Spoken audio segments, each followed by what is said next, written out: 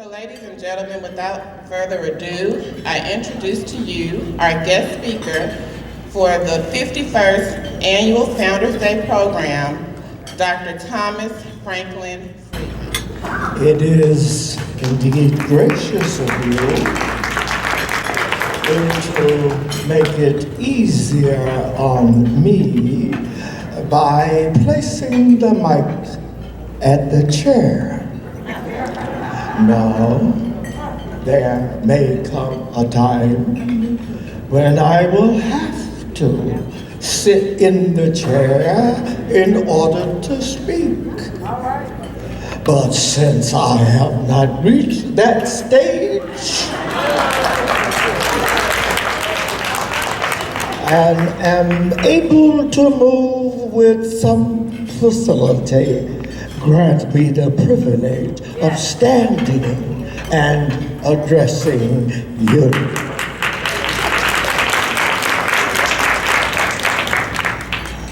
You do me an honor by allowing me to share in this significant program.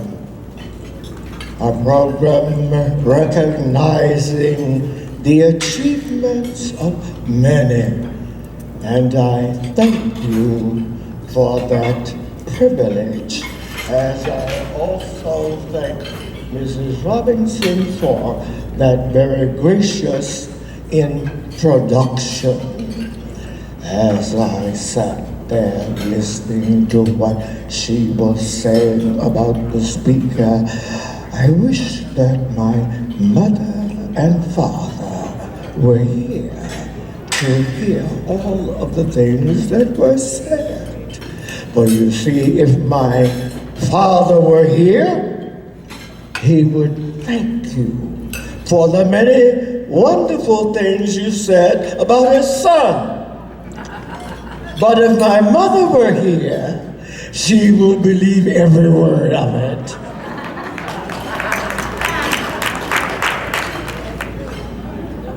It is a privilege for me to be standing here as your speaker. I don't know how you will react to what the speaker has to say.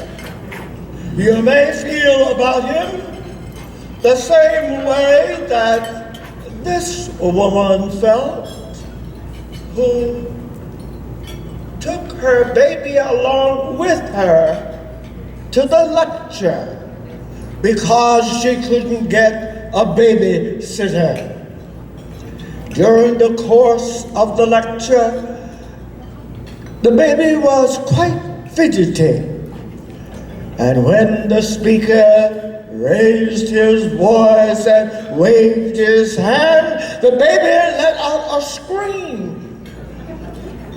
Embarrassed, the mother got up to take the baby out, and the speaker, noticing her, said, "You don't have to take the baby out. The baby is not bothering me." And the mother turned around and said, "Well, you sure as hell are bothering the baby."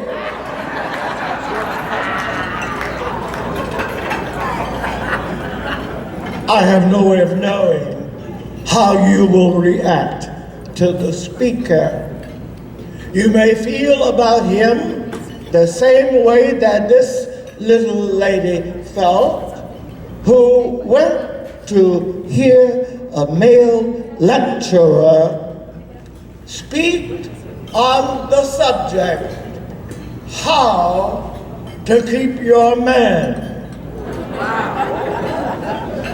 During the course of his presentation, he said, "Now ladies, the way to keep your husbands is to mother them."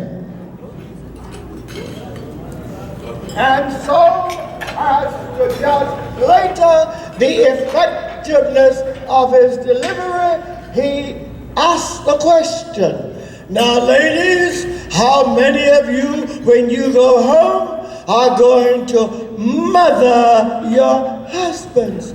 And the little lady in the back stood up and said, mother him. I thought you said smother him.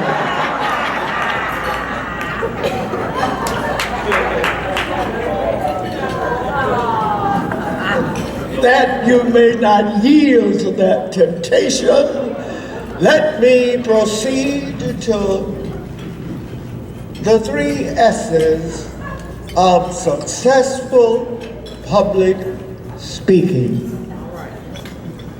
Number 1, stand up to be seen, and that I just did. The second, speak up to be heard, and that I'm doing now. And the third, shut up to be appreciated, and that I shall do after I shall have addressed you for 15 minutes. Not on your theme, but to your theme, as I address you on professional and business women working together for a progressive future. Some of you may know the story of the conversation that Eve had with God. Eve approaches God and says, I'm not happy. And God said, well, what's wrong? And Eve says, I'm lonely. I don't have much to do. I know you created me, and I'm happy with that funny man, the devil, but I'm sick and tired of eating apples. And I said, well, I will do something about that. And God said, I'm going to make you a man. And she said, what's a man? And God said, it's a skewed individual. He's going to be bigger than you and stronger than you, and he's going to fight all of the time, and he's going to lie, he's going to steal, he's going to fight, but he will satisfy your every physical need. And he said, that sounds pretty good. Now, Lord, what's the catch? And I said, well, I will give you that man on one condition. And that condition is that you make him believe that I created him first.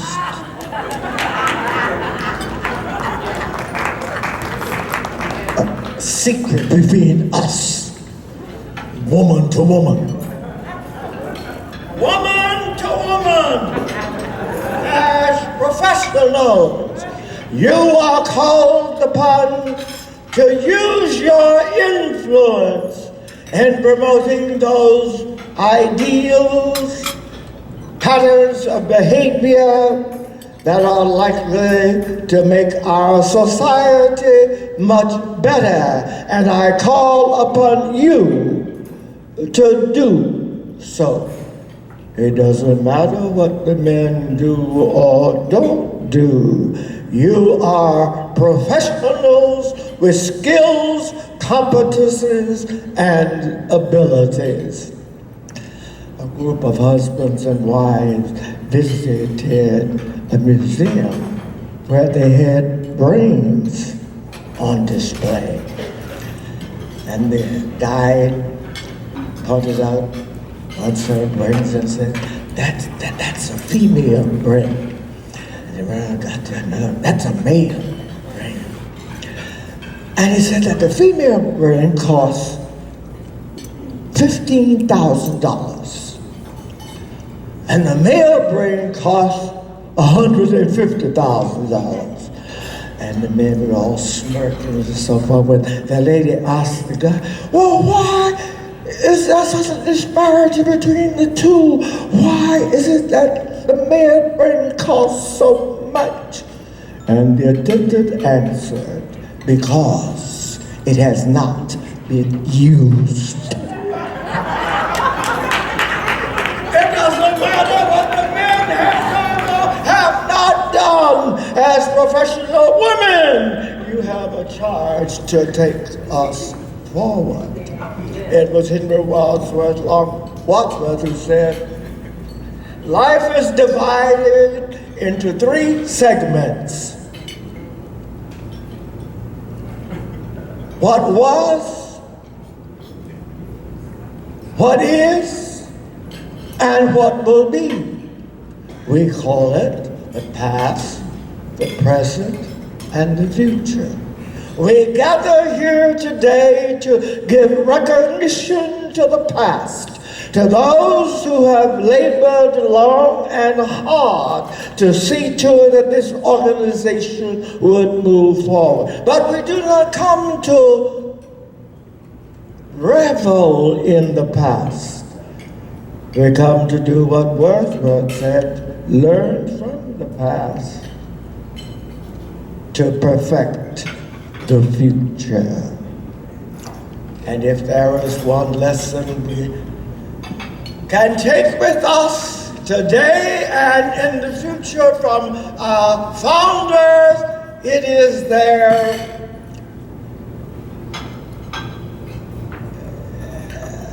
stickability. I know that's not the word, but their refusal to give up, the tendency to hold on in spite of the difficulty, in spite of the problem, to hold on. So they would say, keep on going. Take no use of sitting and whining when the fish ain't on your line. Beat the hook and keep it trying, keep on going. When the weather kills your crop, keep it going. Drain the sweetness from the cup, keep on going. When you feel like sighing, sing, keep on going. And because they kept going, we are here today. There is a second lesson that we can learn from our founders, and that is the value of collectivity, the value of working together. Or you can get a lot accomplished yourself, but working with others, you can get so much more accomplished. And so the call is for cooperation among professionals. Some of you may recall the words of Sojourner Truth. Ain't I a woman? That man over there says that women shouldn't have any rights because Christ wasn't a woman. Tell me, how did your Christ get here?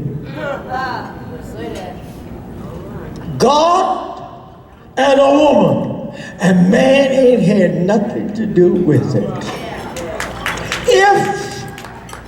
If the first woman that God created turned the world upside down, then all of the other women working together ought to be able to turn it right side up. And now that the women want to do it, the men ought to get out of the way and let them do it. Some of you may remember one of the sentences or lines. We should provide for every American a fair chance at the American dream.